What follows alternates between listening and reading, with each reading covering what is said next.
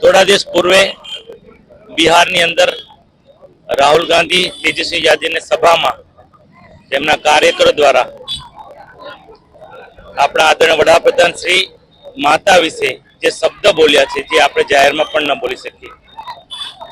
રાજકારણમાં મતભેદ હોઈ શકે છે, પણ આટલી જેને લાસ્ટ પાયરી કહેવાય એવા શબ્દ ત્યાં ઉચ્ચારવામાં આવ્યા છે.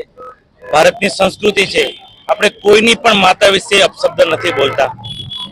સુષ્મા સ્વરાજ સદનમાં કહેતા કે આપણે રાજકારણમાં સદનમાં મતભેદ હોય પણ મનભેદ ન હોય. કોંગ્રેસના કોઈ બુદ્ધિજીવી લીડર પણ આ વાતને વખોડી નથી. તે ખૂબ દુઃખદની વાત છે. અમારી આજે મહિલા મોરચાની બહેનોએ તેમનો વિરોધ કર્યો છે અને તેમાં સહભાગી થવા હું અને ભારતીય જનતા પાર્ટીના સુરત શહેરના પ્રમુખ પરેશભાઈ પટેલ સહભાગી થયા છે.